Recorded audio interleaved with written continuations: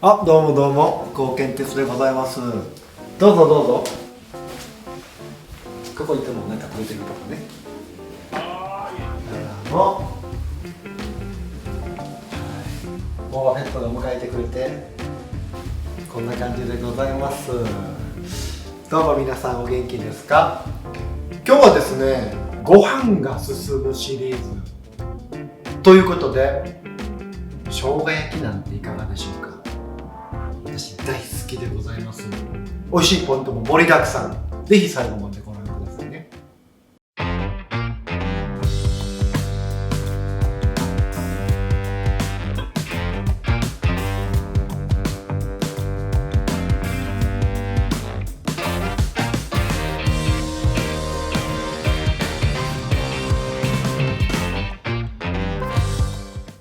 では早速調理していきたいと思います。まず大事なのがお肉選びですね。こちら見ていただいていいですか？これいわゆるどこのスーパーでも売ってる生姜焼き用というお肉なんです。もう皆さんご存知だと思うんですが、大きく分けて2種類。こちらがロース、こちらが肩ロースという部分で、なかなか味を比べる機会もないと思うので、今回ちょっと実験的にあえて2種類使わせてもらいます。皆さんは2種類別に一緒にやる必要ないですよ。だからいわゆるロース、僕は豚だとすると、ロースはこの背中の大きいお肉、やっぱり肉質が柔らかくて美味しい部分なんですが、さらにロースの中でもネックとロースの間の肩が最近動かなくなってきたね。この辺、ここが肩ロースという部分。これ非常に肉質がきめ細やかで柔らかく仕上がると言われるんですよね。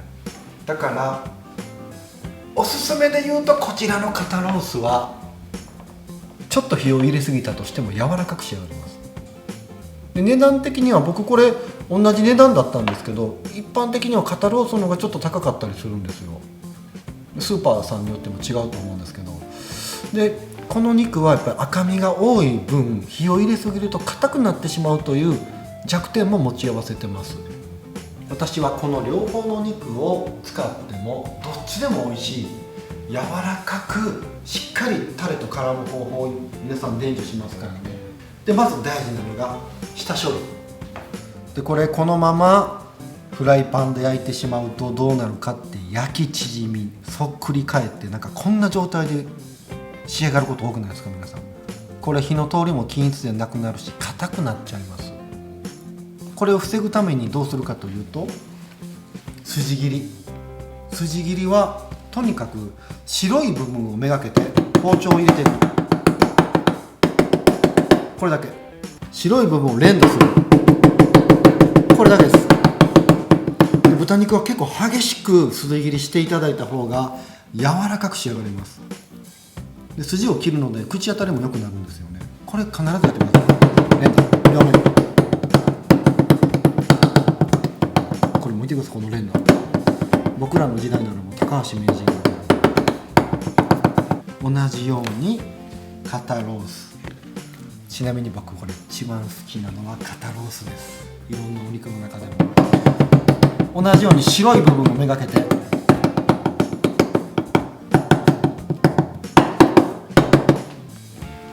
れで筋切り完了でございます。はい、優しく戻してください。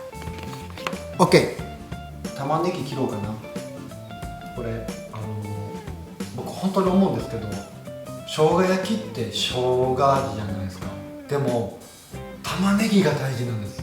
むしろこれちょっと今からやっていきたいと思います。自分の1個使うんですが、まず何をするかというと、すりおろします。これただ今回の料理で一番手間のかかるのここだけ。玉ねぎすりおろすという作業だけです。このちょっと面倒だわっていうの、本当に玉ねぎがいい働きをするわけですよ。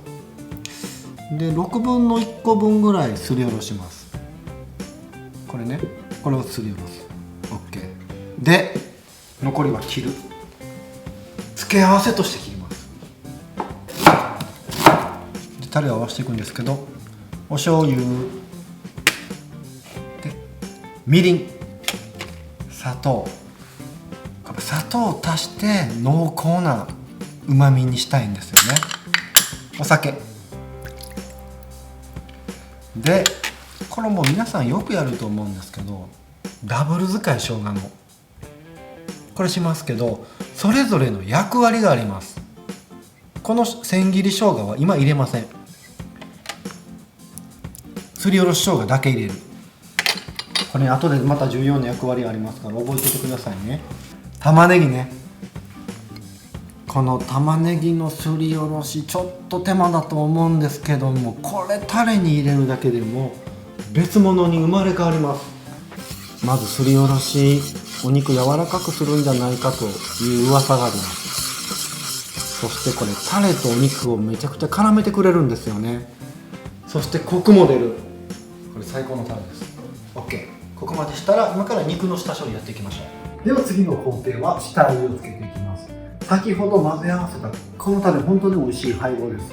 このタレの第一の矢、これ下味に使います。でしっかり表面になじませます。僕生姜焼きはちょっと面倒だなと思っても絶対下味つけていただきたいんですよ。生姜焼き大事なのが食べた時の肉質の柔らかさ、ジューシーさとタレがしっかり絡んでる、これが僕大好きなんです。だから絶対に下味軽くつけてください。でもうちょっと置くだけで大丈夫です。では、すりおろした後のこの切った玉ねぎ、これを炒めていきたいと思います。もうこのチャンネル見ていただいている方はご存知かもしれないんですが、私は付け合わせ不要論を唱えておりまして、魚だけお肉だけでいいじゃないか、付け合わせ寂しいから付け合わせいらないと思ってるんですが、生姜焼きだけは欲しいんです。キャベツの千切りと、あとこのね炒め玉ねぎ、これ最高の相棒です。ただコツがございまして、これは味付けしないです。味付けせずにさっとだけ炒めます。本当にちょっと辛みが飛ぶ程度、シャキシャキ感を残したままこれ盛り付けちゃいます。さっと炒めたシャキシャキしてるでしょ。これが最高に合います。生姜焼きにこれもう盛り付けちゃいます。お皿にたっぷりキャベツに敷いてます。でこの上に玉ねぎ乗っちゃうんですよ。でこっからが大事なんです。今ラップしてますので外しますね。もうほんとちょっと置いただけです。玉ねぎ焼いてる間に十分味が入ってる、艶やか。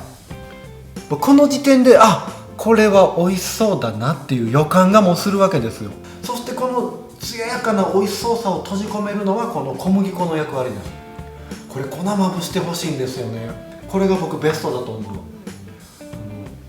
この粉をまぶして焼くことでジューシーにうまみを閉じ込めてタレが絡みやすくなる。でこのまぶし方にポイントがあります。たっぷりやらないでほしいんです。これちょっとねいいですか、粉を指先にまぶして、この絶妙な淡雪のような、これほら舞台の雪のようなね、軽くだけ。これ粉かけすぎるとちょっと粉っぽくなるんです。あくまでうまみを閉じ込める、ジューシーに仕上げる、そしてタレと絡みやすくするための粉なので、あまり量ベタベタ振らないでね。こういう感じ、こういう感じで、フライパンは先ほど使ったのと同じものでそのまま焼いていきますけども、ポイント、このやっぱ生姜のダブル使いなんですけど、豚の臭みを消すために使います。最初の生姜、これは追い生姜、好みの方は最後に入れてちょっと具としても軽く食べていただくのと、香りが本当に良くなる、仕上げに使います。これ分けて使うことによってより生姜の風味が立つ。焼き方めちゃめちゃ大事です。ちょっとだけ油を入れて熱々に熱してください。本当にさっとしか焼かない。焼きすぎると硬くなるので焼き方は片面焼きです。基本いいですか？片面焼き。片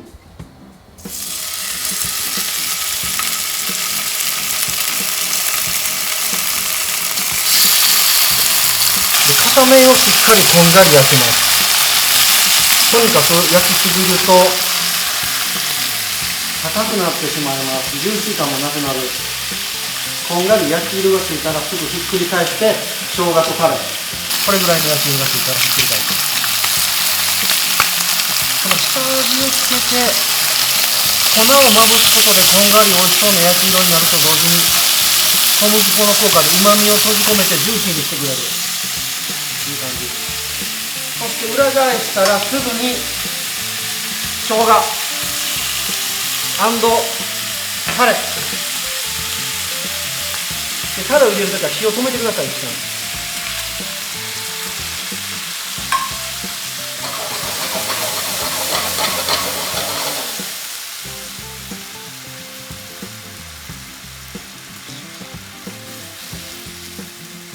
一旦お肉とタレを絡めてちょっと落ち着いてから火を再度、なぜかというとあっという間に焦げてしまうんですよね。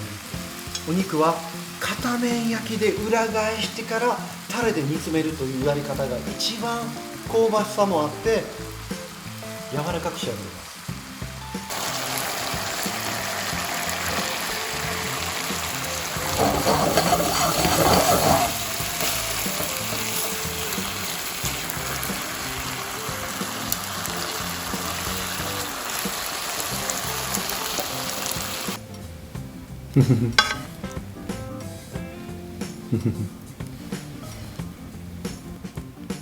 よいしょ。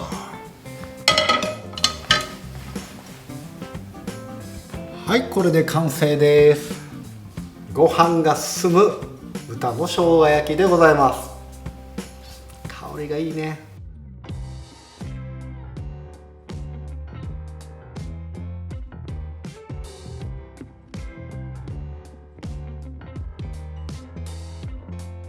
それではいただきます。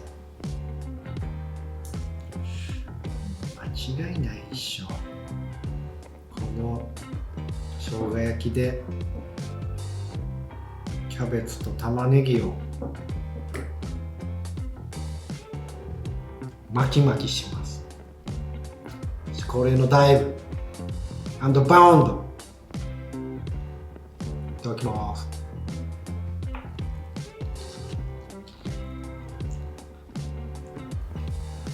パーフェクトですね。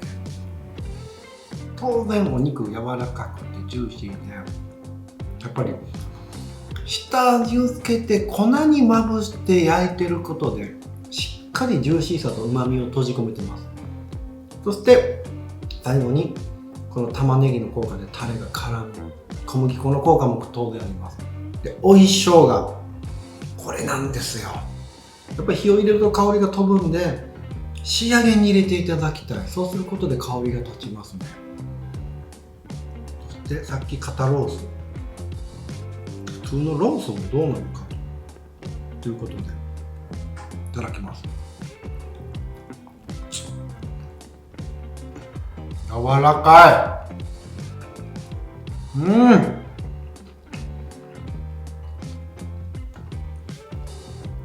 肩ロースが柔らかいというのはもう分かるんですけど、ロースの赤身部分ってすごい難しいんですけども、完璧な手順を経てるので本当に柔らかくジューシー、タレも染み込んでる。レシピをおさらいします。豚肉生姜焼き用、キャベツの千切り、サラダ油、生姜の千切り、小麦粉、玉ねぎのくし切り、タレ、玉ねぎのすりおろし、醤油、みりん、酒、砂糖、生姜のすりおろし。定番料理で生姜焼きって実はいろんな使い方あるんですよ。普通の薄切り肉、豚バラ肉使うバージョンもございますし、分厚い肉使うバージョンもありますので、まあ高健鉄キッチンでもいろんな生姜焼きのアレンジ、これからご紹介していきたいなと思います。まずは一番ベーシックな、本当にご飯が進む生姜焼きということでご紹介させていただきました。では最後まで見ていただいてありがとうございました。そしてチャンネル登録の方もよろしくお願いいたします。それでは。